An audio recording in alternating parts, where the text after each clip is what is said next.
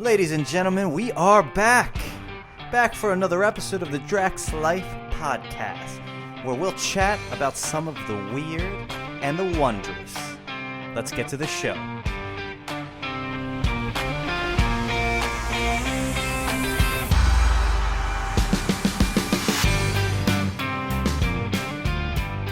All right, dude, we're back with another episode of the Draxx Life. Yeah, dude, how you been? I've been good. It's a good week. Another week where, like we talked about last time, nothing major. Just trying to make it Thursday night. Yeah, dude, it's steady, smooth sailing. It was. This week was better than the last one because the last one I was coming off the back of the vacation, so it's a rough. You know how it is. It's rough coming back. My sister came back from Florida, and then she went to work literally the next day. That's a rough one. I was like, I don't know how you do that. You need that buffer day if you can get it. Yeah, I once had a conversation with. She's a good friend of mine. I went to college with her, and she said anyone who comes back from a long vacation like that and starts unpacking immediately and goes to work, you're a psycho. And I kind of agree with that. Like, imagine coming back, putting all your stuff away, and then going to work immediately the next day. Nah, you need that buffer zone. No, dude, I would come back earlier than I like just to have like a day or two of a buffer. Like, I'd come back on a Friday just to have like Saturday and Sunday. I do not like the idea of like, all right, you're going to get home at like 10 o'clock and then, all right, work day the next day. It's like, no. Yeah, that's what I agree. I couldn't agree more because I just put my luggage down and I just sit on the couch and watch TV and you just recover. Yeah.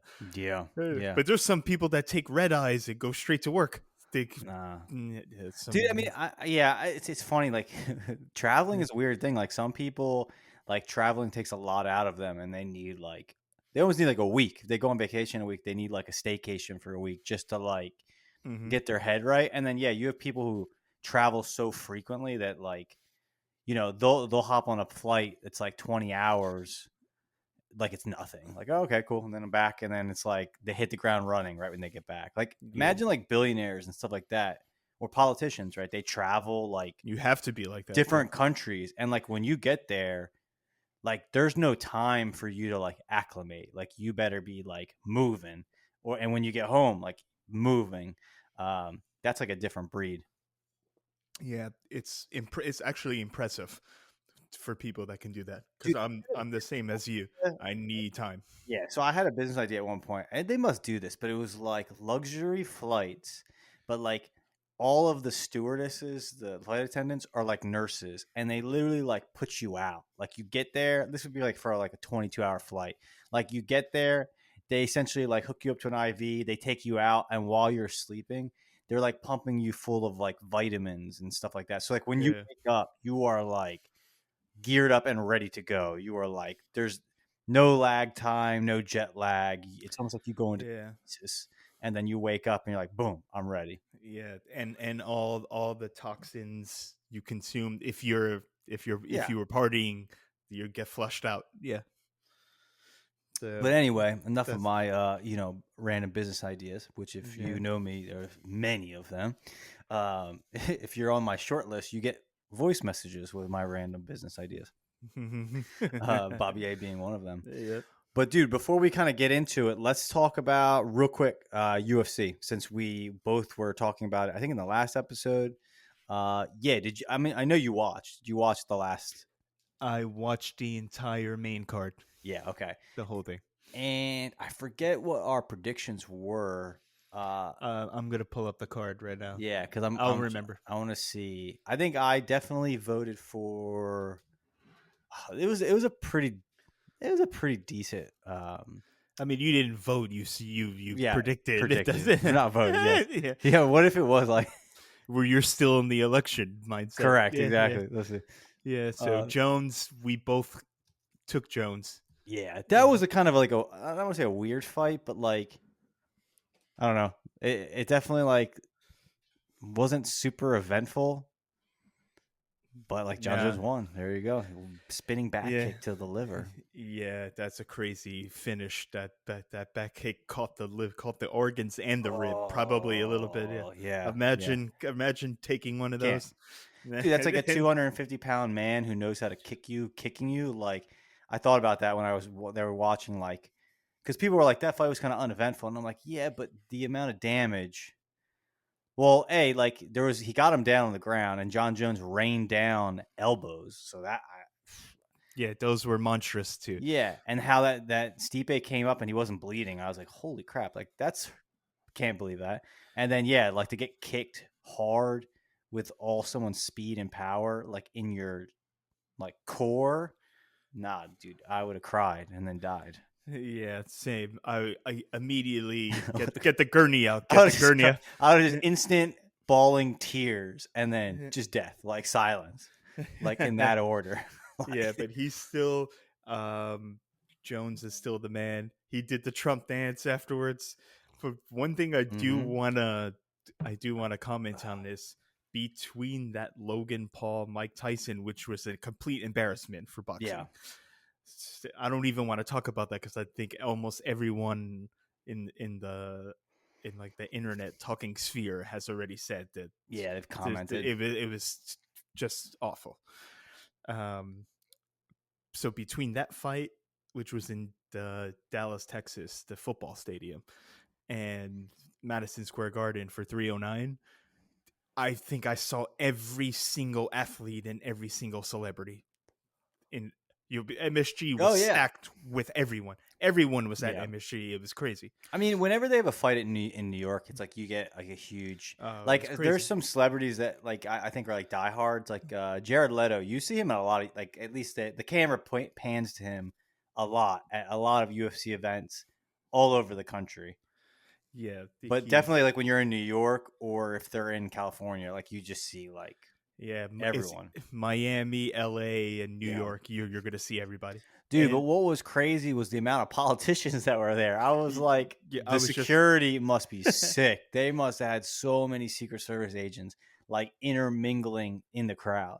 Yeah, exactly. Like in disguise. Correct. Dude, because you had, think about it, like you had Elon Musk, which his personal security must be sick. You have the upcoming president. You have many of his, like you have Vivek was there. Tulsi Gabbard was there. A lot of cabinet members were there. Yeah, it's like I was like, damn, dude. I'm like, if you're a terrorist or you, like, this is a good spot. Take them out all one go. I know. But that's why I said that's why I made the comparison to wrestling. They walked out like Hogan, Macho Man. Yeah, the way that they walked out was hilarious. They walked out like the NWO. Yeah, it was hilarious. I was so funny. And then like Elon Musk he must be just a weird dude. Like whenever you see him in public, like his face is up. Like, dude, you're probably a little zany. But yeah, I just thought it was funny, man. I just think it's crazy how big of a pop Trump gets prior to him winning the election. Like anytime he went to a UFC match, yeah, that's true. Standing ovation, and it's like. I mean, dude, not everyone. You can't say that like UFC is like a mecca of like a republic. You know what I mean? Like, there's no way it's like all like you can like I don't know. It's such a mixed crowd there. It is kind of interesting that he gets standing ovation from everyone. It's true because UFC is a global crowd. Yeah, that's what I'm saying. It's not like he's going to like I don't know. I want to say like country music awards or something like. Just to pull that as an example, right? Yeah. It's a pretty diverse group of people who now consume the UFC specifically. Yeah. And he always gets a standing ovation, which is kind of crazy. It's interesting. All right, so then you had Oliveira, Chandler. Oh, I like Chandler. Best fight of the night. That was a great fight. Best fight of the night. Easy. That was the best fight, dude. That was when Michael Chandler has lost the fight and picks up. Like pulls himself up off the ground with another man who's bigger than him on top of him, and like fucking excuse my language, does a like backwards swan dive twice. I was like, this is ridiculous. This was awesome. The lower body strength of Michael Chandler. Oh my goodness, that was dude! crazy. When I was watching, I was like, what Oh, what? Oh, he did it, and then he did it again. Oh man, it was a spectacle. Let's put it out. It was a spectacle. That was a cool ending, even though he lost. But it was a cool ending for him. Yeah, it's a And cool. dude, that's why I mean, if you think about it, he's lost, I think, every one of his fights in the UFC but one. That's kind of crazy. Like That since is he was like a champion of Bellator, then he came to the UFC like a couple years ago. And okay. then I'm pretty sure outside of his first fight, he's lost every fight. However, he loses in such a spectacular fashion that like he's still like one of the top, probably one of the top fighters in his division. Because he fights like the top guys, and then the fights are just crazy entertaining. Like there's just no, like that's what you're there to watch. Like you're not there as a consumer. You don't care who wins. I don't really think so. Like maybe you do. Like you care that the fight is entertaining. Like that's why you're watching this, and he's freaking entertaining. Yeah, but what do you think about Oliveira's? The strategy from Oliveira and his team were good, where it was just a lot of takedowns and a lot of jujitsu. I mean, I think Oliveira, like that's the biggest criticism between a lot of people about Michael Chandler is that like he doesn't have a like his strategy is just like He's a too brawler. yeah, it's too reckless. Whereas if Yeah. you watch Charles Oliveira, like he used to be a little more that way, but then like he had his daughter. This is like the story, right? He had his daughter, and then that like changed him, and then he just started destroying people. Whereas before, he was known for being a fighter that when he reached like when there was some adversity, he would kind of give up, and like he lost a lot.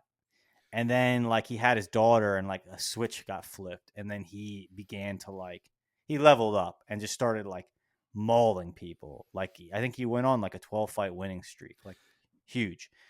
And like he got smarter and more like technical. Like he's super technical. Like when you watch him fight, like he was very technical and like didn't put himself in too many situations where he was in danger. Like I like to watch him fight. Like I think watching him fight is like watching like a technician fight. Yeah, no, yeah, that's exactly what I would call him. He's a technician. Yeah, he's good, man, and he And, fights pretty regularly too. yeah, and like Yes. I think let's see if we can find his stats. I'm looking at his total He's 35 and submissions. 10. Yeah, Yeah, no, like I have him up. He's of those 21 subs. correct. Yeah, I was gonna say like I think he has one of the highest number of submission victories. Like he's so they say his jujitsu is so good that like he used to be not like he's not afraid to get hit and knocked down because he's like so confident that if he's on the ground, in no way is he in a like deficit. Like okay, I'm on the ground, I'm just as good here, so knock me down and then come after me because you're gonna be in a disadvantage, yeah, which is like a superpower. So it's like I can be reckless because a lot of people who fight, if they fight like a wrestler, they have to be like cognizant that if I overextend or if I'm too aggressive, like let's say I kick a lot. If you kick a lot, that's like every time you kick is an opening for a takedown. So you'll watch some people who are like a striker fighting like a very, very good wrestler. They'll be like hesitant because they know, like, all right, if I do what I do, then every time I do that, I'm giving an opening to be taken down. yeah. Right. Charles Oliveira is like, I'm going to kick and punch you. And if you want to take me down, let's go. Because I'm very comfortable in that environment as well. So it's like a superpower. Yeah, he was very impressive. So just quickly through his fight history, the last 4 years, he's beaten Chandler twice, Poirier, Gagey, and he only lost to Islam. Yeah. And that's crazy. Yeah. He He beat was the Chandler twice. champion. He was the champion when he lost to Islam. So, like, Yeah, yeah, he's coming for that belt. He's trying to get it. I would love if he got it back. I think that'd be so cool. yeah. That's cool. He defended it. Yeah, I can see the belt And he's kind because of like, it's like the cult of Charles Oliveira. Like, I mm, like the music he comes out with. I like everyone on his team dyes their hair. Like, you'll yeah, find videos of him cutting weight, and it's like him and like covered up with blankets, like laying on the ground. And there will be like literally like 25 blonde haired guys around him, like circling him, like just watching him sweat. yeah. It's just kind of like a crazy, it's kind of, I don't know, the Yeah, spectacle of it. no, I agree with you there. And the one last thing about this fight, I saw Chandler went on a podcast, um, and I believe it was in the Barstool Network, the podcast, and Hmm. he was talking about how even right now, like I think they recorded it either what's today, Friday, on Wednesday, and it came out yesterday. And I saw a couple clips. I didn't listen to the whole thing, but just some snippets. And he said his body still hurts from fighting Oliveira Yeah. now. Like he's like everything, my entire body. This is the worst I felt after a fight in a while. So credit to Charles, man. Yeah, I saw that. I Yeah, mean, yeah. Justin Gaethje fought Charles, and I think he says that Charles Oliveira is the hardest hitter that he's fought. Like Yeah. that when he hit, the damage he felt was like higher, more than he ever felt, Yeah. which is kind of interesting. All right, let's talk one more fight. Let's talk. Yeah, let's do the Bo Nickel one because I was disappointed in Bo Yeah, Nickel. so was I. So was I. Go But ahead. Go ahead. you knew more about Craig. I didn't. What's Craig like? I didn't know So much about him.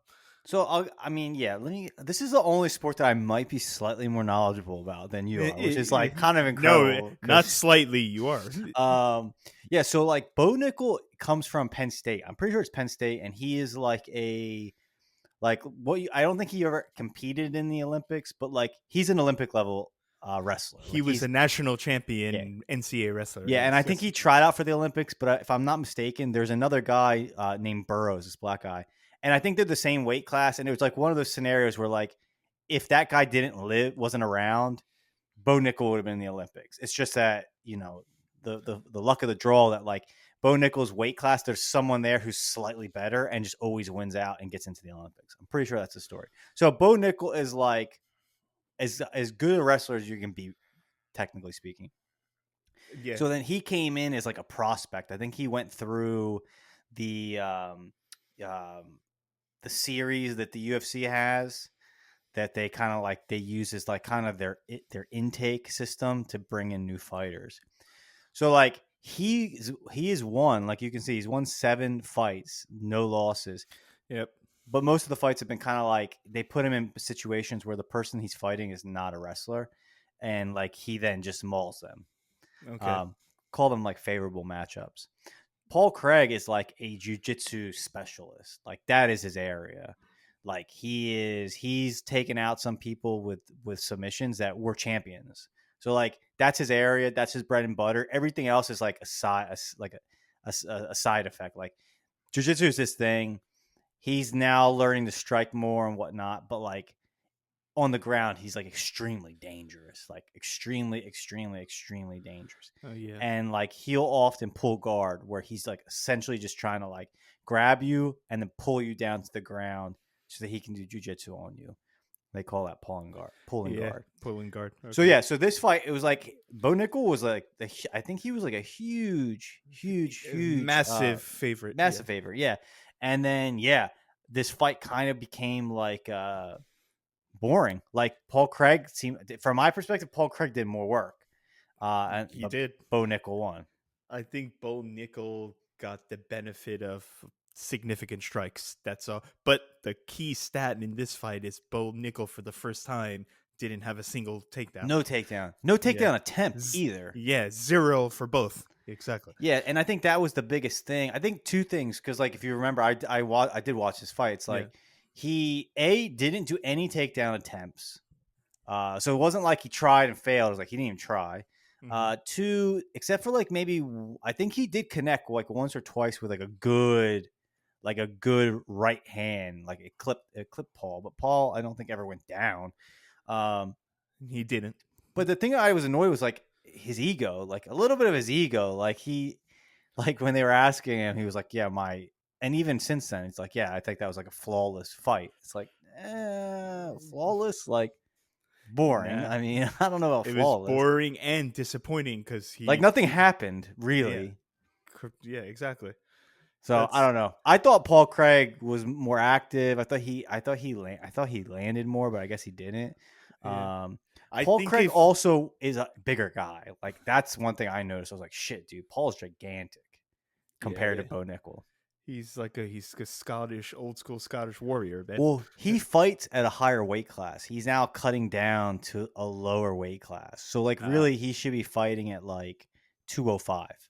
and now I think he's fighting at like 185. So he should be light heavyweight division. Yeah, so I mean, you could by his height, like he's a tall guy. I think he's like probably maybe 2-3 inches taller than Bo Nickel. Like when you saw them fighting, I was like, damn, dude, he's a big dude.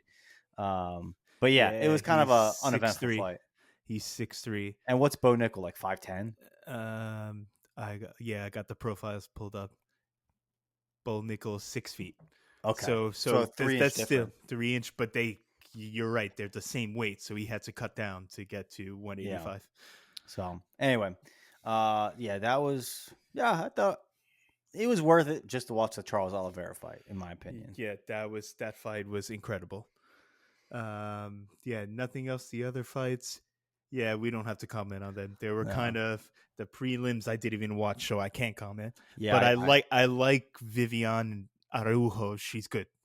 Yeah, I watched that fight. It was good. I mean, even the catchweight fight, the Mauricio Rufy and Jameis Lion Top, that was a pretty good fight, honestly. I did watch that. I enjoyed that. That was cool. But yeah, like the Brazilians in the women's division, not just in weight class, but they're just so dangerous. I mean, I think, aren't they both Brazilian? Is Karina Silva? Yeah, dude, yes. It's like I would bet you 80% of the women who fight in the UFC, I'm just pulling that number out, are Brazilian. I think the majority are. Yeah, I don't think it's that high, but the majority, it's over 50%. Because there's a lot of women that fight that are Brazilian. It's definitely like the biggest demographic. Cool. Easily. All right, so go ahead. My question to you now is, what did you make of the Jimmy Corsetti, and Dan Richards on Joe Rogan? Oh shit, dude. With the Graham, because you told me you listened to it. Yeah. So if you guys remember who listened to us, we talked about the Graham Hancock interview where he debated. He debated like an archaeologist. Is Dribble? What's his name? Flint Dibble. So Dibble. This all dovetails with stuff we've talked about. And then after that, Graham Hancock kind of like conceded defeat, and then some kind of new people started to like delve into what was discussed and started to pull out a lot. Pretty much started to fact check this archaeologist, and then Graham Hancock went back on Joe Rogan, pretty much said like they were talking about how some of the things that this guy Dibble, this archaeologist, had brought up were essentially lies. And then recently on JRE, he had two guys who were like putting out content, essentially like debunking a lot of the things that this archaeologist Dibble was putting out. So, dude, I watched, I think, almost all of it. It was pretty all. I enjoyed it a lot, actually. Yeah, as did I. Not to go like we don't have to go so. I mean, we can because I did find it like really interesting. The biggest thing I thought was I'm trying to think what was the biggest takeaway. One of the things that kind of stood out to me that was random was the whole thing about Wikipedia. Do you remember them talking about that? Yeah, where only certain people can edit it and they make stuff up when they edit it. Correct. Yeah, well, I think in the science field. I think this was specifically to Dibble. So like Graham Hancock, one of the things he talks about, again, he's not a scientist. He's just like a journalist commenting on something that scientists in like more of the exterior are kind of discussing. One of the big things is the Younger Dryas cataclysm, right? That there was like a cataclysm 10,000 years ago that really changed the world, and it's maybe destroyed like large human civilizations. Right. So there was, it's basically, it's 12,000 years ago, actually. Okay, and thanks. There is 12,000, and there was some cataclysmic event that wiped out in multiple advanced civilizations all over the world. Yeah. That's essentially what it is. Yeah. So the point he made was that like that Wikipedia page for the Younger an insane Dryas story. is controlled by Dibble. It's insane. So like, I'm sorry, like we're probably not emphasizing like this point enough. Imagine if, okay, here I'm trying to think of another. I want to use COVID as an example, but I mean, we'll use COVID. Maybe that'll alienate some people, but I think we're going to use it anyway. So since COVID, I think it's become clear that what we knew of it and understood about it has grown. It's more of a broader conversation now. But imagine if, like, when you went to Wikipedia and the COVID page was locked and controlled by Fauci, for example. Um, That's right? not a bad comparison. That's Correct. fair. That's fair. Yeah, I'm trying to be PC here. Fouch the grouch, baby. Right. So my man Big F, he has opinions, what he would call facts about what COVID is, how it affects people, where it came from, et cetera, et cetera. Some of those quote unquote facts may in time come to be proven inaccurate or not 100% correct. But imagine if he had the Wikipedia page locked so that no one else could edit, add to, or further the conversation. The problem is that in future times, whenever you use Wikipedia as a resource or a source, it just so happens that everything Wikipedia says will align with one person or one group's perspective on that issue.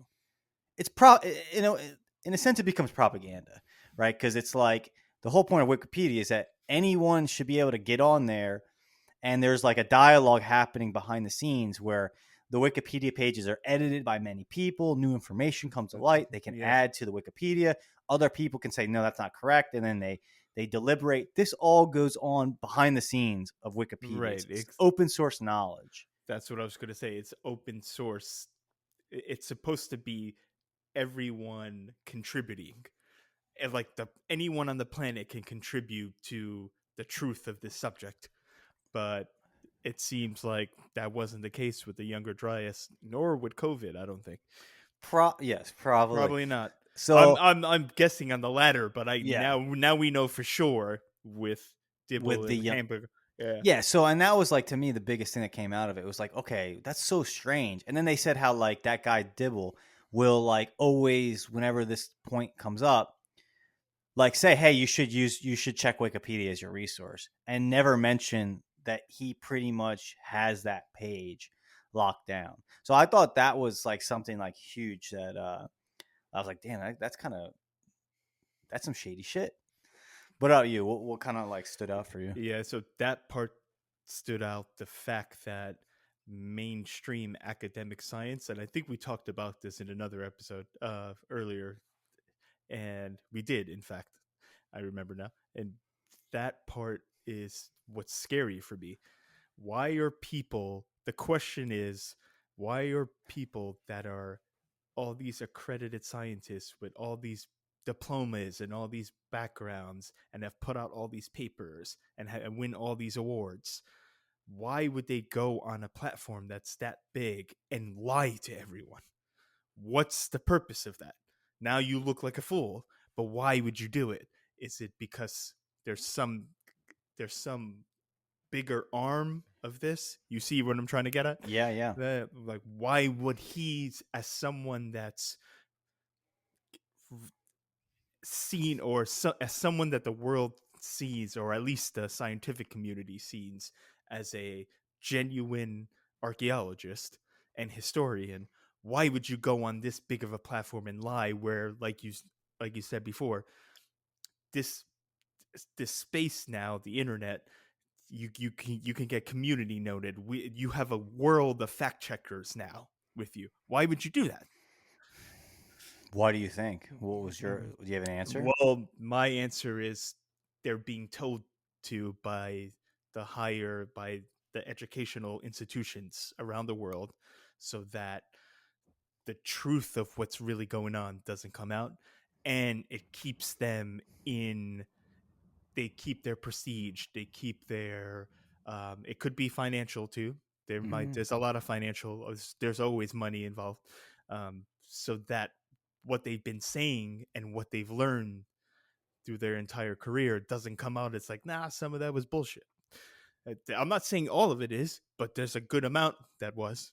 Yeah. So they just want to, it's egotistical for me, and it's more that if I call myself an archaeologist, I have to be right, or else I've wasted my entire career, because I've just been a puppet for something higher. What that something is, yeah, I mean, that's a deeper conversation. I don't know. Yeah, I mean, yeah, I tend to like so one. I whenever I listen to you talk, I just keep thinking of like in X Files when Mulder would go to those guys that like didn't they like live out in the middle of nowhere? They were like his like crew of investigators. The lone gunman. Yeah, the lone gunman. Yeah, I mean, one of these days, I think Robert is going to turn into straight up like it's no longer going to be a portrayal. He will become Mulder of the X Files. Yeah, yeah. I need three people. I need three nerds, but that are not nerds in a bad way. They're not. Remember when McConaughey always, because it always comes back to McConaughey. McConaughey said nerds are cool. Dorks are the ones that you want to stay away from. Nerds are just really smart people that are into like one discipline, like super obsessed with one thing. Yeah. Nerds are cool. Dorks are where you want to stay from. That's a Matthew McConaughey line. So yeah, I need to find three nerds. Yes, you need your team because I don't know all the engineering, the coding. No, the you'll do the software legwork. side. You'll do the legwork, but you need your team to like delegate like the high tech stuff. Yeah, I need the technical. I need someone to do the technical side for me because I'll go out there. I'll do the investigating on site. But it's exactly like Fox Mulder. That's what I'm saying. Yeah. Yeah. I don't know. Like when Joe made, I think Joe, we were talking about this when we were on one of our threads. Yeah. I mean, I think it's so. I think it's both and. Like I think there's probably scenarios where there's information. I mean, I believe this. There are probably like some of the conspiracy is probably accurate. Like there's probably information of the past that some group has identified as harmful for X reason and is intentionally like locked up. Mm-hmm. Like I would now, I'm not saying that they're this is like a global conspiracy, but it could be on a smaller scale. But I would say that's probably accurate. I mean, the guy makes an interesting point about like biblical things where he's like, right? Imagine for a moment that there was a like archaeological artifact pulled that is like directly correlates something in the Bible that is deemed like fantasy or mythology.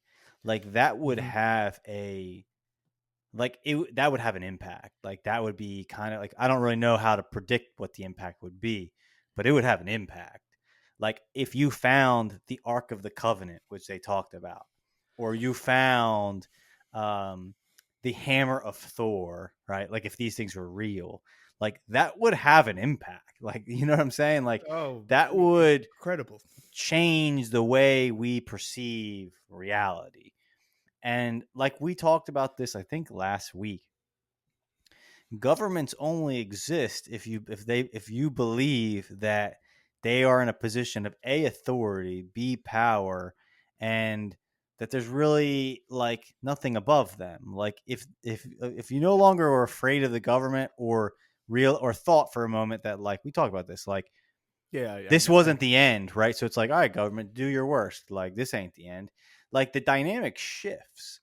And so like I could get behind like the idea that like the Vatican or some other large entity that has their fingers in like, you know, the human powers, and then something comes up that's kind of like not convenient and says, okay, well, we'll just buy that from you. Here's like $10 million for this artifact. Don't ever talk about it again. And just you scoop that stuff up, and then it lays in a warehouse like in Indiana Jones. Yeah, like I don't actually think that that's that crazy of an idea. I like how he brought up how like people don't really think about this. Like Hitler invested large sums of money. They did talk about that. Yeah, in trying to find like mythological artifacts. Like they were big with the occult. Go ahead. You kind of we talked about this last week. You kind of forecasted it before that episode even dropped, so that's interesting. Like so the question is like, was he like Joe Rogan said, oh they're kind of on meth. Well, okay, that's one. Meth can be the fuel. It doesn't necessarily mean it's the origin of the desire. Yeah. So like, yeah, I mean, yeah, like that would be different. Like the world would get a little weird if like, you found out that, the 10 commandments were real. And then you look at them and you put them under a microscope and you're like, something here is not of this world. Yeah, You know what I mean? I think you raised this is a good point you raised there, because a lot of this, it's not just the academic and the financial part of what I was saying before, and the ego and the status quo and the prestige of what a scientist is. A lot of this, it has religious undertones, and it's Yeah. undermining people's faith, and the ramifications of that are, it's seismic is the word. If it, like you said, if you find out that the Ark of the Covenant, India, you're telling me India Raiders of the Lost Ark is real? Yeah. You're telling me it's real? And the thing is, it wouldn't undermine. Let's be honest, though. Like, let's think about this. A large percent of the human population has a like Abrahamic tradition, right? Christianity, Judaism, Islam. At this point, Yeah. that would, in a sense, support their religions. I yeah, but I'll disagree with you. Why was it hidden from everyone for this long then? Well, my point would be like, Yeah. if you're a human government, do you really want people to believe that like there's a God? Like, let's just look at it from like a Judaic, Christian, Islamic perspective. Mhm. Would you really want people to? Maybe in Islam you would, but like, would you really want people to believe that? Like in America, for example, if I would imagine the U.S. government would not be in its interest if people were to actually truly believe, like, and I'm going to use again a Judaic Christian perspective, that there's a God and that he wrote like a book, and in that book he pretty much explained like how human beings should interact with each other. One of the key things in that book is like, thou shalt not murder, and like that would mean that like if you're a government, like war, it would be very, you got to be like, you know what I mean? That would mean that you're not the top of the food chain. There's something higher than you. And if everyone believed that, like, I think the power dynamic would not be advantageous for like human rulers, because it would say you're not at the top. There's something higher than you. And like, we'll listen to you as long as you fall in line, like you obey the hierarchy, the like, trying to think how to explain it, how to say this without like being it too I guess religious. It's like, I think governments want you to believe that they are God.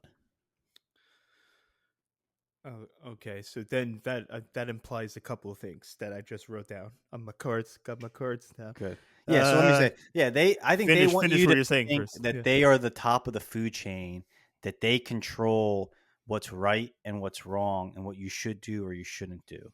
Like, if there's something that supersedes them, it's not advantageous for them for that thing to be known to the world.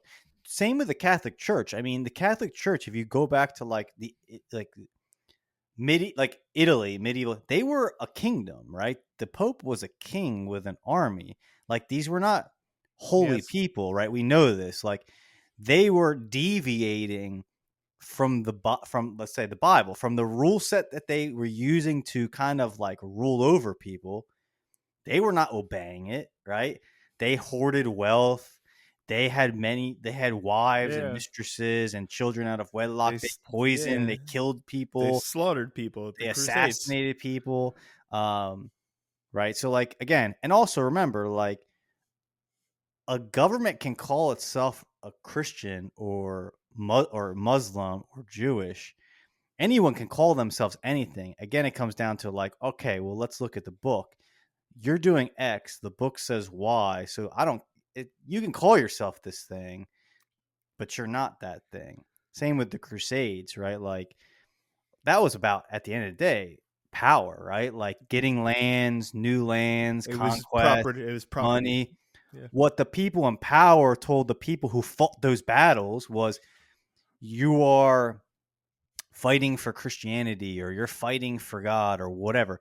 And the Muslims were doing the same thing to their people. You're fighting the infidel. You're fighting this. At the end of the day, the people sending men into battle to kill each other were fighting over what? Property, land, resources. So again, like, you know what I'm saying? Like, it's like levels to the game. What the people who are fighting the battle think are usually different than the people in charge of them. And imagine if an artifact came out. Facts. You know what That's I'm facts. saying? Okay, Yeah. go ahead. I'm rambling Yeah. at this point. No, but that's facts right there. Facts landed. But so here's my implication, and I'm going to use your own Yeah, go ahead. argument against you. Remember the same thing you said with our aliens conversation when you Yeah. said, if you have it, show it to me. So if all these artifacts that we that are mentioned in the Bible, if you don't, why haven't you shown it to me? Implies that there's some kind of, I would say, there's like a dark intent in that. Could it be for manipulation? Could it be because it leads into the second point? So you're kind of implying that the government and the religious leaders are in cahoots with each other. Uh, One, I'm not speculating of any grand conspiracy. I'm just saying that like those would be, from my perspective, incentives why groups, whether they be government, whether they be these large institutionalized, like the Vatican, right? Again, which is in a sense another form of government, call it a religious government. Why they would perhaps hold or not disseminate information if it might put into question their authority. Mm-hmm. Yeah. Okay. Yeah. Yeah. So like I So mean, it's so this. so I'm kind of like agreeing with you. Yeah. Yeah, it's the same thing you said about why can you show me the spacecraft? It's the same.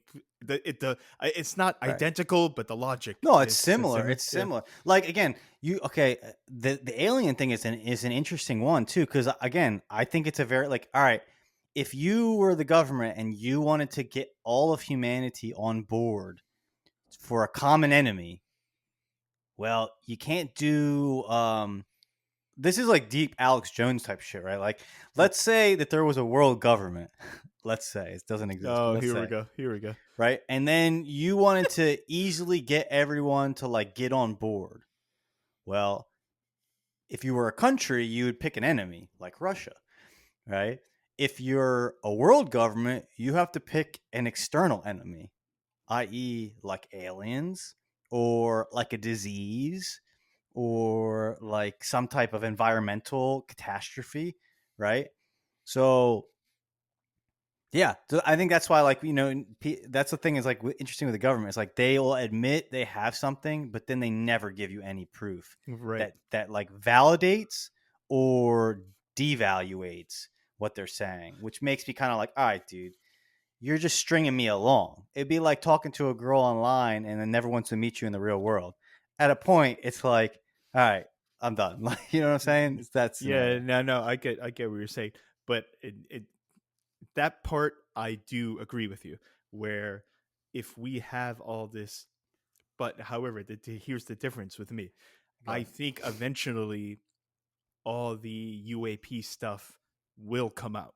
However, I'm not sure that, let's say you have documents and you have actual physical evidence that about Jesus Christ for Christians, for example, Yeah.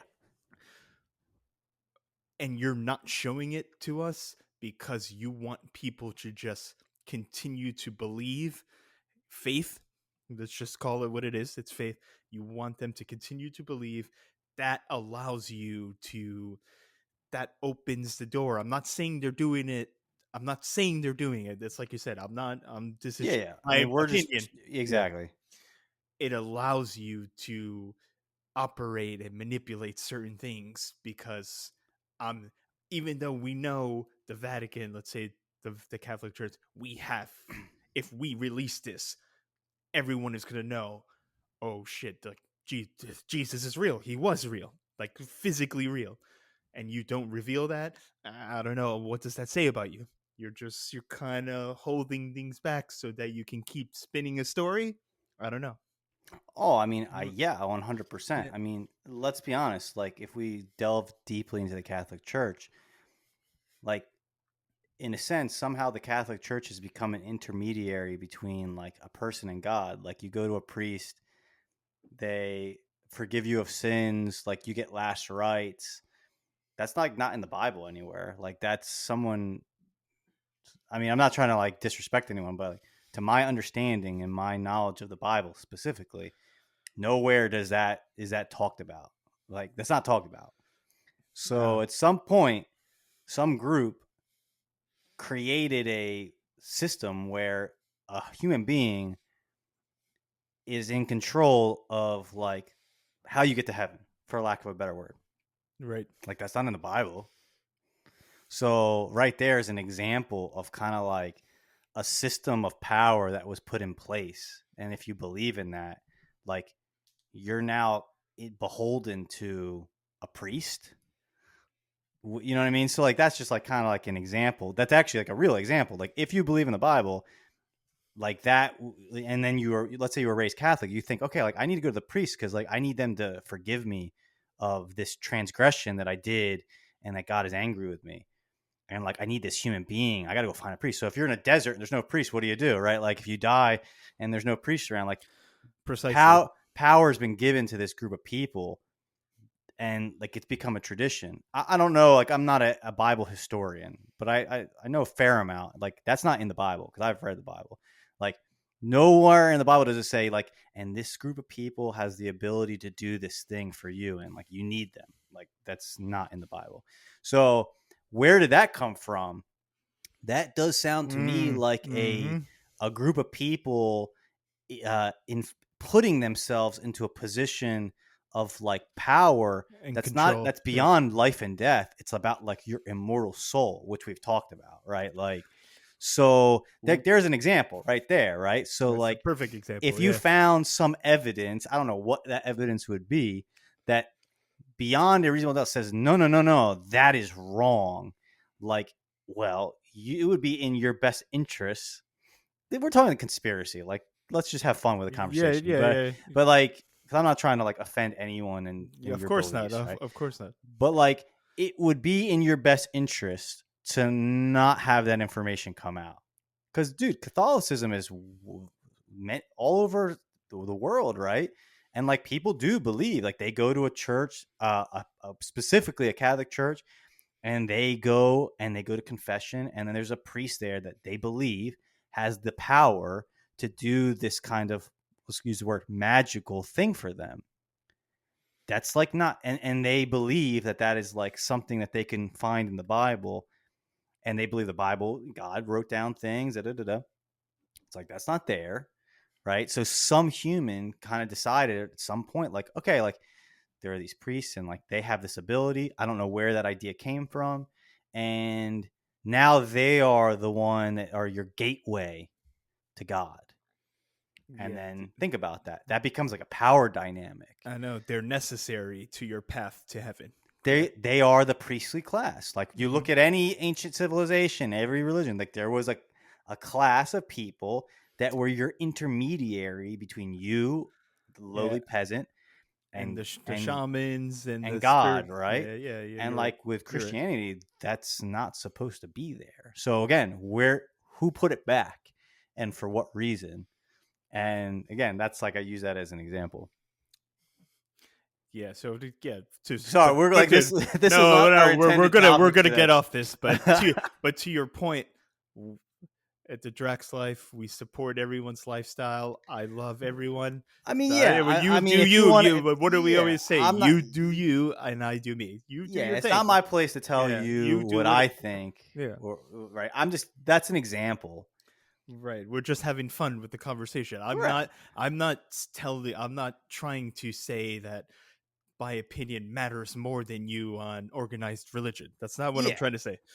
But one last thing, and then we can move on. Why do you think there's been this resurgence of Bible citing and stuff? Because like all the shows I watch, there's a lot. It looks like Christianity is coming back, and Judaism, like just spirituality is coming back.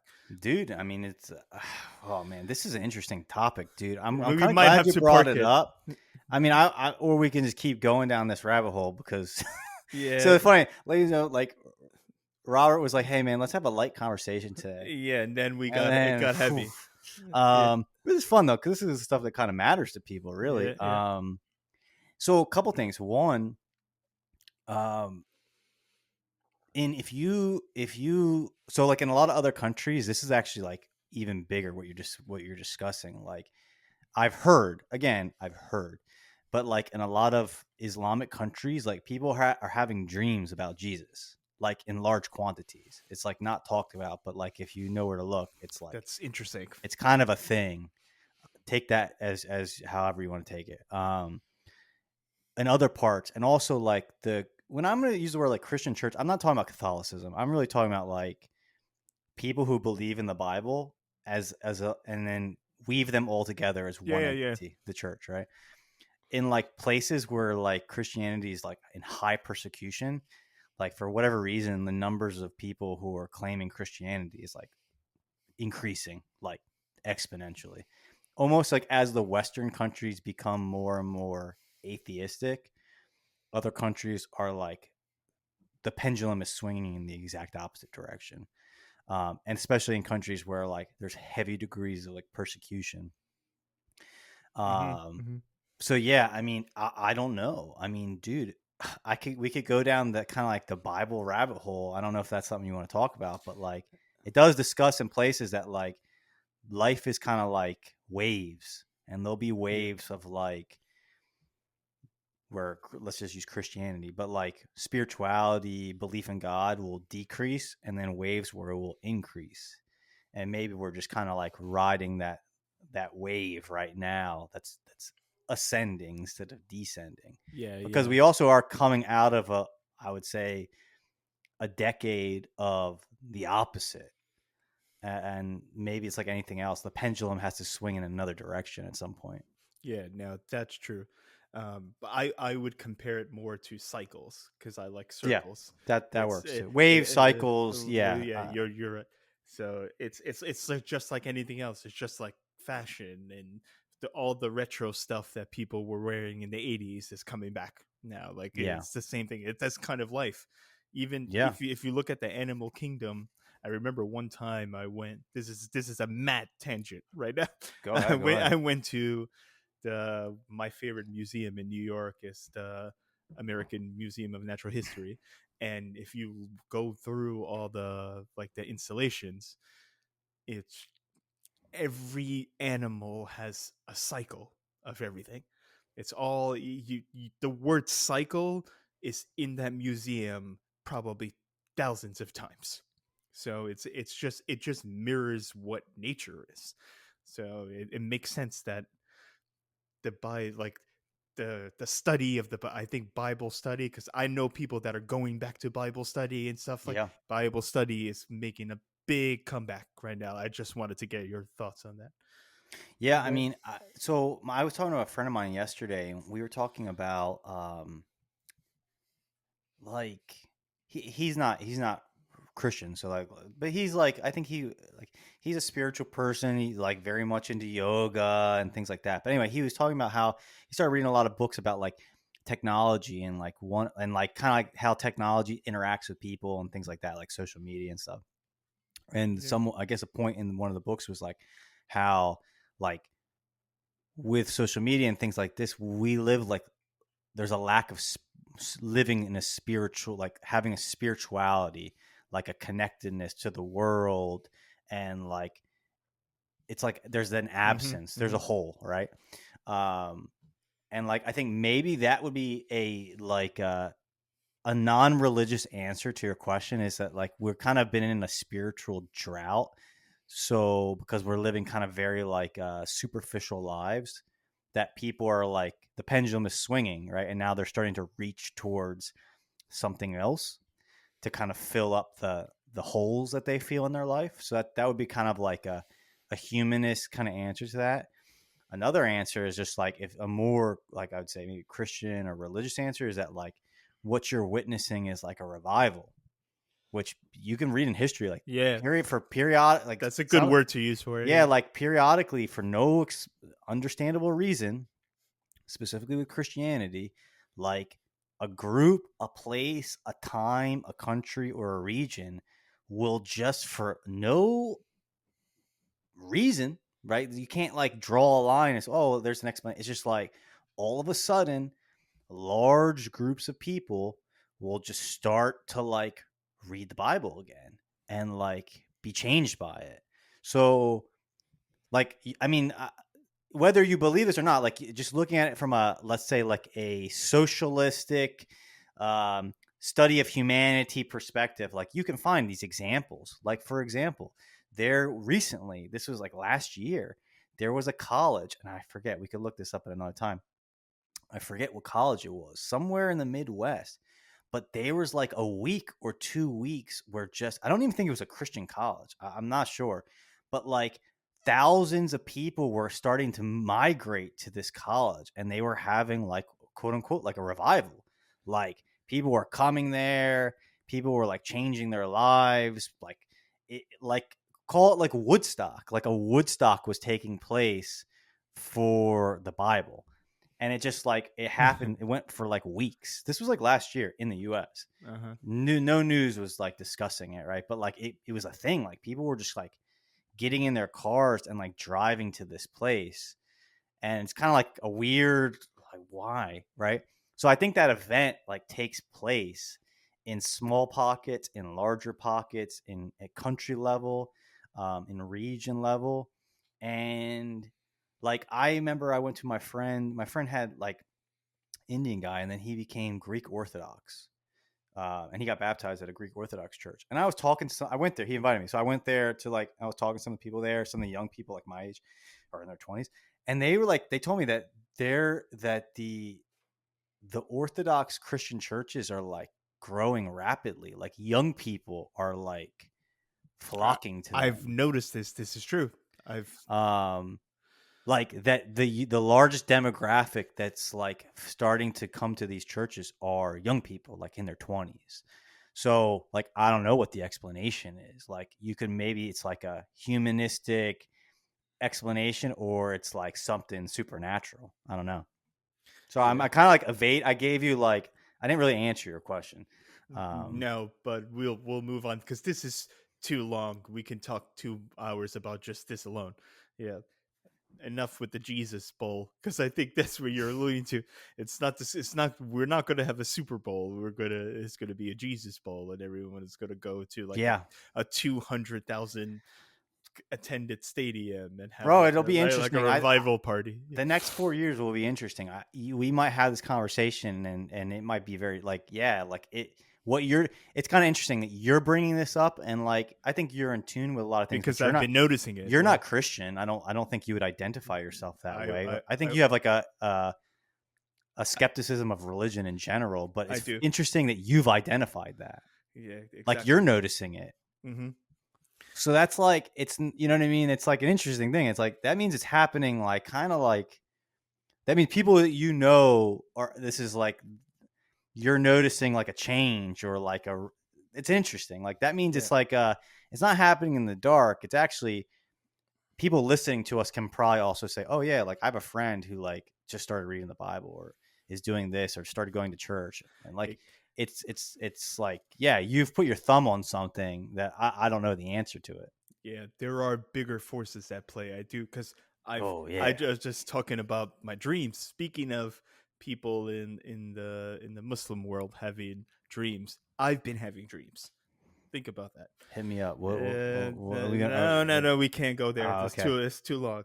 But so let's move on to let's end on a Well, light note. I was gonna say we've almost the time flew by. I'm That's it. looking at the That's clock, bro. It's yeah, almost an hour. That's insane. yeah. But this one we could do like 10 more minutes. Is Yeah, that yeah, yeah, cool? let's do Yeah, it. Let's do yeah, it. yeah. That's a good cliffhanger though for a future episode. Bang.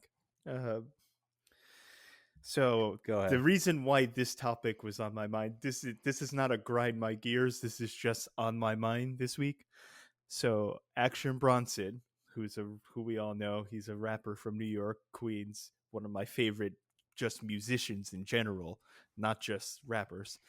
He used to be a chef at a Mexican restaurant for years and years before he got into music, and now he's kind of I would say he's a personality now more than just a rapper, because he Yeah. still puts music out, but he's on TV all the time. He's been on Rogan a couple times. He's wearing a Patrick Ewing jersey for the Knicks, wearing like that basketball jersey. He's the man, and he got super into fitness. So now, but then he said he kind of lost that a little bit. I hope he gets back, because you don't want to He's he a big doesn't boy. yeah, you don't want to get back up, because at one point he was close to 400 pounds. Yeah, That's he was crazy. gigantic. He's Yeah, gigantic, and he's not that tall. I don't think either. no, he's like 5'9". Yeah, yeah. So he has a show now where it comes out every couple months. It's not regular, it's not a weekly show. It comes out every few months, where he owns a studio now. I believe it's in Queens, and he has 3 or 4 chefs from local places come in, and they'll cook for. So no celebrity chefs, no Bobby Flay, no That's guy. cool. Yeah, it's just like the the local like Indian spot that he used to go to when he was growing up. Bring that chef in and Hmm. cook a meal with him. Bring in someone from a pizzeria that he used to go to in Brooklyn when he was a teenager. Like, so you get the point. Yeah. Yeah. So he'll bring in local chefs from all the mom and pop places, all the small businesses in New York, and then they'll have an episode where they'll cook a meal together. They'll chat. They'll tell the story of how they got into, how they built the restaurant, is it a family business, etc. So after seeing that, I wanted to have a conversation with you, Chris, about what are your favorite little spots in New York when you lived in New York, in Queens. You lived in Queens, so it's Hmm. close, because I believe he's from Jamaica, Queens. Yeah, he is. Yeah. So what were your little spots in Queens, and I'll tell you mine from the Okay, Bronx. let's do one. We'll go one for one. Yeah. So what's the first like? What was your favorite like local bar in Queens? Okay.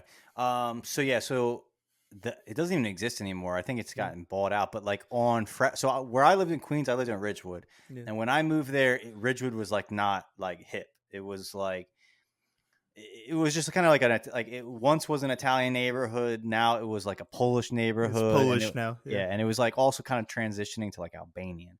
Um, so like there wasn't a lot of like cool like it wasn't a hipster spot. It's changed, but there used to be like down on Fresh Pond, way like past where the subway was. There we met there once. Mm-hmm. There was like an Irish pub, and then it got bought. It like changed hands like 4 times, but it got bought by this like these friends that were from that neighborhood. Like friends, like they were in their 60s now, right? They had retired or whatever. And it became like all of the beer there was like imported, like random.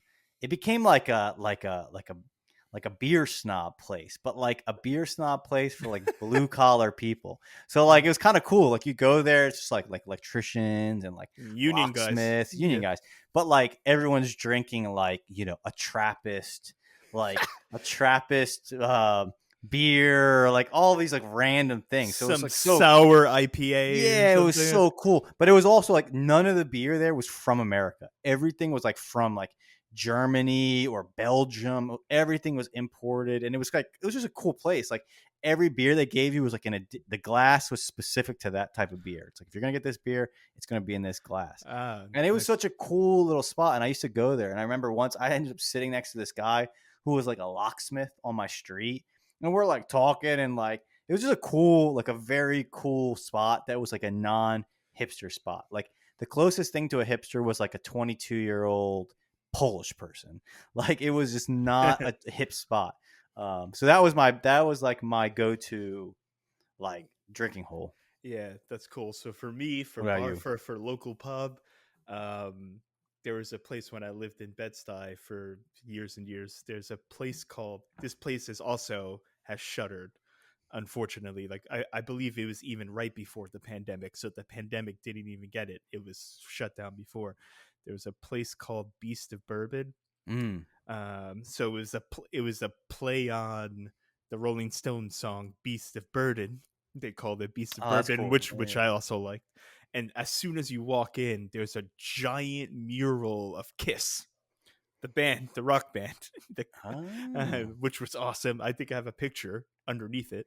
Um, and it was like a blend of a southern barbecue with a northeastern flair place. So the food was fried chicken, the biscuits and gravy if you went for breakfast. But this place was, oh man, it was because in Brooklyn you have a lot more space than you would in Manhattan. Yeah. So the place had a backyard, it had a back garden, so you can chill outside when it was nice. It had like picnic tables in the middle where you can bring like gigantic trays of barbecue food, southern barbecue, where the food was incredible too. I believe I ordered wings from there when we had one of our Game of Thrones Yeah. house party. That the food was from Beast of Bourbon, and there's TV, so they'll have sports on in the background. It's everything that I wanted, and then Mm. there's an arcade on the other side. Oh, There's an nice. arcade Nice. and a pool table. So it was a giant place: arcade, pool table, dartboard, to sports on the TV. There's a back garden too. They had the U-shaped bar. It's just incredible place, but that's gone now. But the place that's still standing that I like now, I think you know it already. It's the Salty Dog in Bay Ridge. Oh, yeah, yeah, yeah, yeah. Speaking of It's a hike. union, A hike to get there, but yeah. yeah. Speaking of union guys, it's all union guys. But I like that. I like that vibe. You and I have the same vibe in bars. I want to sit down and I want to talk to like the three firemen. And Yeah. there's cops, firemen, carpenters, like theater workers. And I was wearing one of our friends who lived in Bay Ridge, and you know who it is. Yeah, And yeah. he gave me a union, like a Badger Lodge shirt, the union shirt, like the union hall So shirt. you'd fit in. So I walked in with that, and Funny. some guy was like, "You in the union?" And I was like, "No, my friend just gifted me the shirt." But it opened up a conversation, and then that union would build stages for various theaters, like local theaters and plays, which was Mm. cool. That's just one of the smaller unions. So that's what he did for. That's what that union does. They build, like if you're putting on a school play, they'll come and build the stage for you, the decorations and the set. Yeah, that's cool. So Salty Dog, and then Black Swan, because it's a soccer bar. It's the soccer bar in Bed-Stuy. It's the Oh, only okay. soccer bar. It's the only place you could watch soccer in all of like. I would say, other than there's one soccer bar in Williamsburg, in any other place in Brooklyn, you can watch soccer. Actually, What's Walsh is. interesting, it's like, yeah, there's Well, you would that's think Queens there's though. Yeah, you yeah, would that's think they true. would, but that's Queens though. Walsh has always played soccer in the morning, but it was either you had to go to Black Swan to watch the game, or I forgot the name of the place in Williamsburg because I just kept going to Black Swan. But so, what about for you, like food spot, local food spot? It could be a So diner. It yeah, could yeah, yeah. be anything. Yeah.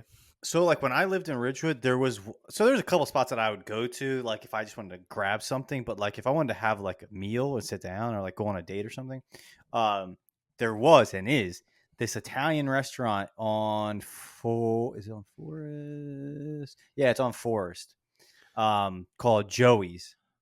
Like Nice. very, very like Italian. Of It's an course. Italian restaurant. And like I remember I went there when I first moved there. I was like, oh, let me go see this, and it's nice. Like if you go there, like on Forest, you'll see it. It's like Forest off of Gates. If you make a left, you'll see it like on the left hand side.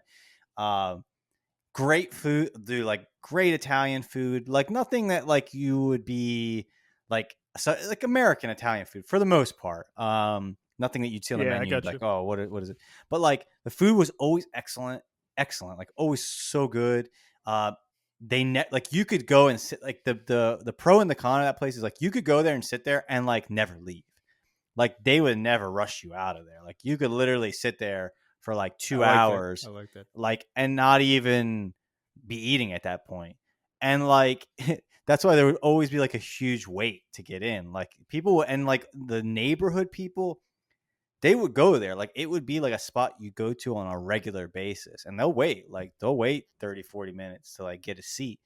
And the food was just always good. It was like straight up Italian people, like all the wait staff were like, it's probably one family, but like they're all like, they're Italian. They definitely speak Italian. They might not have been born in Italy, but they speak Italian there. And it's just like, it was like always a good spot. You could bring a bottle of wine, eat like good food, never be rushed. And like, it was just like a nice, cool go to local spot where like everyone around you, at least when I was there, like were from the neighborhood. They're like Italian or That's first generation, second generation, or that's they're always a good sign. Polish. It's not like you're going in Williamsburg and it's just like a bunch of hipster people, which is not bad. Like I'd go to Williamsburg to get a meal at different restaurants, but I don't know, something about like, I don't know, like the hit, like that light. It's like, I don't know, neighborhood people are like, they're real people. Like, I don't know, something about that. Like they work real jobs. They're not like, no tourists there. yeah. And like, I don't know, something about that is just nice. Same reason why I like to go to like a local bar. I don't want to be around people who like are trying to be an influencer or are, trying to, I don't know. I want to be around like normal people. Not that they're not normal, but you know what I'm saying. Yeah, I got you. No, I like that same Did you feel. go to Joey's when you were in Ridgewood? No. Oh, I walked by it many times, but I noticed it too. I caught my eye. I was like, ooh, I should try that. But that's a shame because from the way you described it, that sounds like a place that I would have liked to go to. Yeah, it's a good. You would have liked it, I think, definitely. But anyway, what about you? So mine is from when I was in the Bronx. So this is from my high school and like early college days. There's a diner called Ellie's Diner. It's on Metropolitan Oval, if anyone knows it. There's going to be some people that listen to it that know exactly where it is. And I mean, how can I even describe this place? So this place is kind of, I wouldn't say it's underground because you can see the sign. The signage is on the ground level, but all the booths and tables you have to walk down a set of stairs to get there. Oh, okay. So cool. It's kind of inconspicuous. So you can see the word Ellie's on the street, but you have to walk downstairs to get to the actual diner. And Chris, you would have loved this place too. You can get, I would go there for like the breakfast deal. You get juice, coffee, an omelet, hash browns, bacon, Oof. and biscuits or bread, and it's $8. Yeah, like this is the type of places, and it's quality. We're not saying that this is some gas station diner where it's just like the dump. I mean, diner's good food. I mean, it's like, I mean, that's where you're getting out of Manhattan, where it's like the prices become normal again and good. Like the food is good.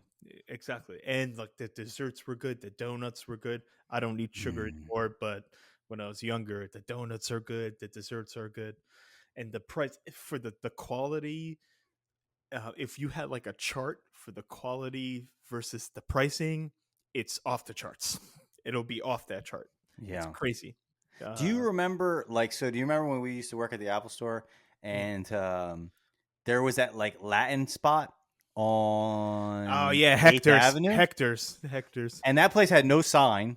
Yeah. Right. I don't think it said Hector's. It was like, it was like, I think it was yellow. It was kind of painted like either yellow or green or something. Yeah, Hector's is yellow. It was by the Standard Hotel. It was on Washington, not. And that was like one of those throwbacks to when that area was the meatpacking district. That's correct. What I'm saying? Because like you go there ain't hipsters in there. It's just like all Latin like day workers. You know what I'm saying? Like you go in there and like Spanish is the first language. English is maybe the second language. Yeah. And everyone in there, if you did a poll, is like a worker. Like they're working. They're either like a busboy at one of the restaurants, or they unloaded trucks for the Yeah, or they do construction, dude. Or like even construction. Yeah. All and those you jobs. could go and get like a good home cooked, no frills meal, like Latin food, Hector's. Oxtail, rice, beans for like $6, $7. You could get like good Latin coffee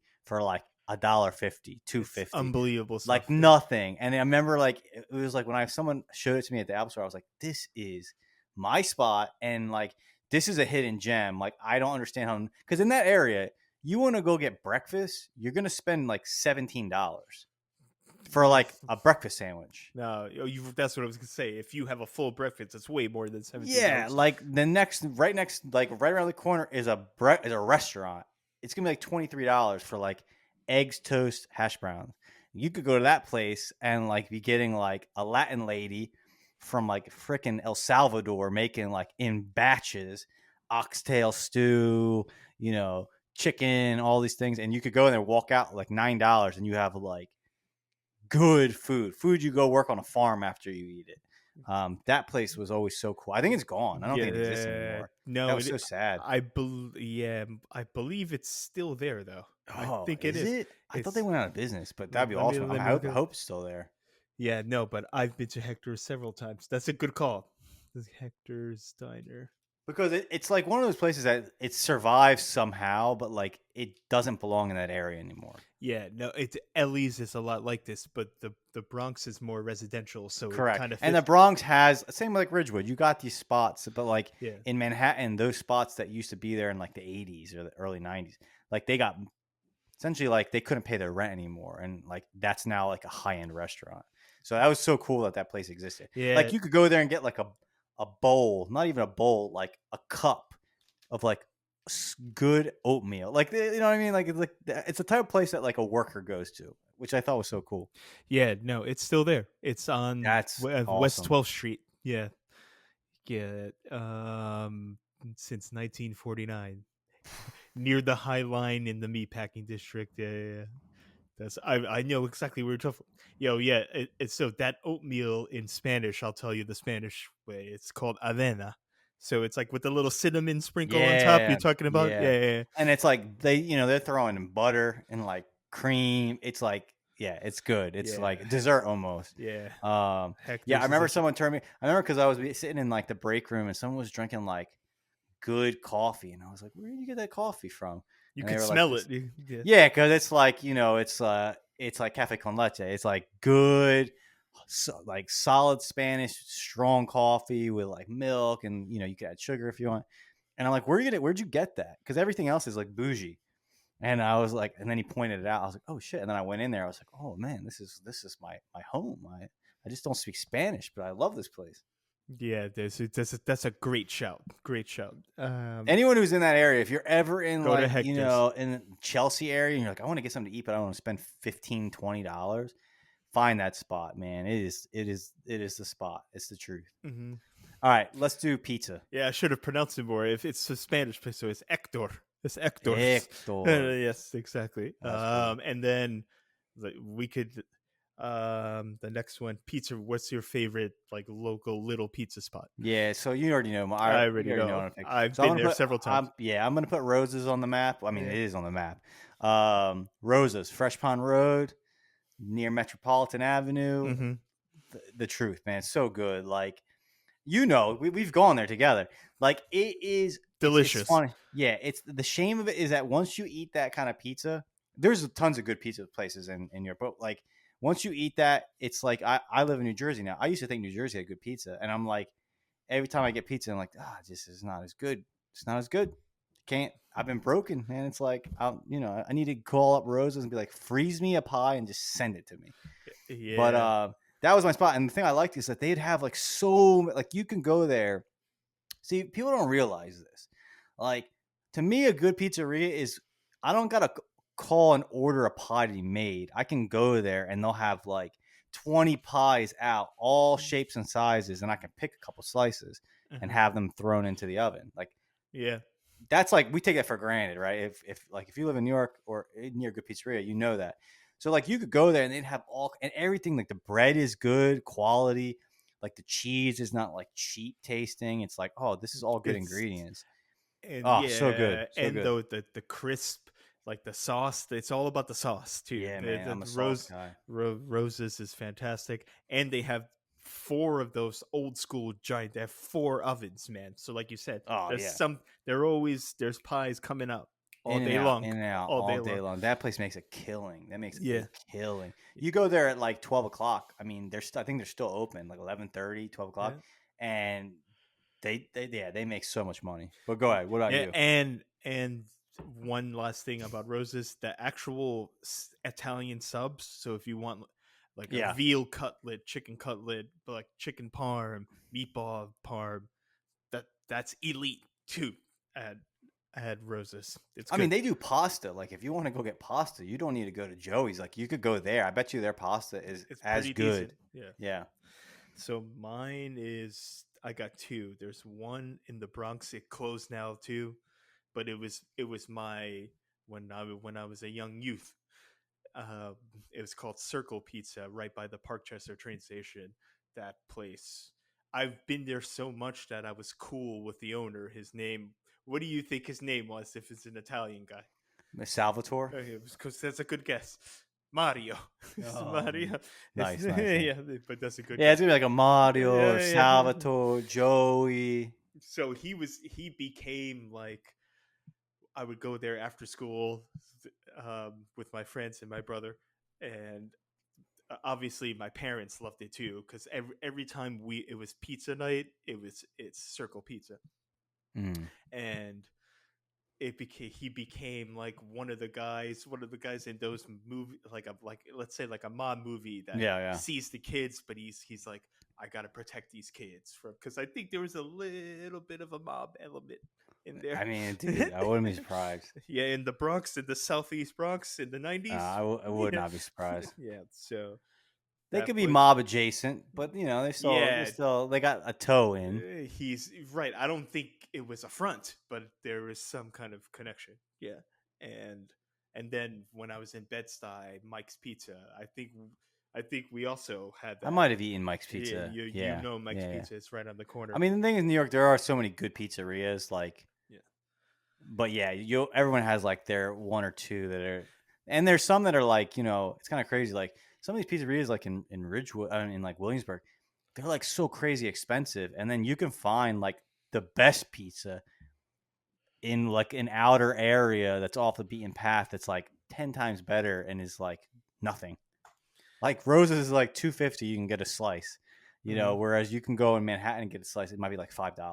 Yeah. And it's not even as good. Oh yeah, I bet you it's nowhere near the level. Yeah. Yeah. Like Roses is like $2-3. You're gonna get like a big, like well crafted pizza slice. Yeah. All right, last but not least, let's do should we do deli or cafe? Let's do cafe. You can, we do coffee, but like you can do deli. You're not really a coffee drinker. I don't trigger. So there's you go first. What was your favorite, if you weren't making your own coffee? Yeah. I don't know if I have a favorite coffee spot actually, but like I'll name the one I would go to. I would go to probably, in Ridgewood, I'd go to Norma's. Okay. Norma's was like the cafe that I went to. I'd call it like early hipster before Ridgewood like became truly hipster. Yeah. But like I don't think their coffee was like anything to write home about. It was just like a good cafe. Like a good cafe, you go like, I want to get breakfast and a coffee, and like you could go there. The best cappuccinos I have had is Casa de Corvo. That's, you know, my own cappuccino. Yeah. You're making. Are you making the Lavazza Super Crema? Yes, my man, dude. I got the machine. I'm like making it like straight up like a barista. Yeah. When I go get a cappuccino somewhere, I'm like, let me give it back there. Let me just do it myself. Yeah. No, I think give me access to the machine. Let's go. Yeah. Me and Larry have witnessed. Shout out Larry Cardenas if he's listening. I miss that guy. I think we've seen you like barista it up. Yeah, dog. Behind that bar. I'm trying to make my own coffee. Yeah. But yeah, go. What up for you? I know you're not a coffee drinker. So, no, so a deli. You got a deli? I got a deli. It's in Williamsburg. It's across the street from Kellogg's Diner. So it's on Union. So what are you getting at the deli? Like a sandwich? Yeah, or you buying like cold cuts? I'm buying sandwiches. Okay. It's a place called Hana Food. Okay. Hana Food is like a Japanese deli. It's a Japanese deli. But is it? It is. Oh shit! I was joking. Yeah, no. It's a Japanese deli. However, there's a section where where they make fresh sandwiches, and the Oh, deli sandwiches are is probably the best I've ever had in all of New York City, and I'm not even bullshitting anyone. That's that's crazy. crazy. Yeah. So anyone wants to look up the menu, because there's like 45 different sandwiches. I don't think you can customize though, because they have so many. It's Wow. kind of gauche. It's kind of gauche if you make the Yeah, customization. I don't make customization. When I go to a restaurant, like Yeah. I'm not of that level. Like I order what's on Yeah. the menu. Yeah, Tim. Did you see Tim Dillon's rant about that? When he No, goes, no. he had a funny rant. He's like, "If you're an adult, don't make substitutions. Yeah, Buy it the way it is."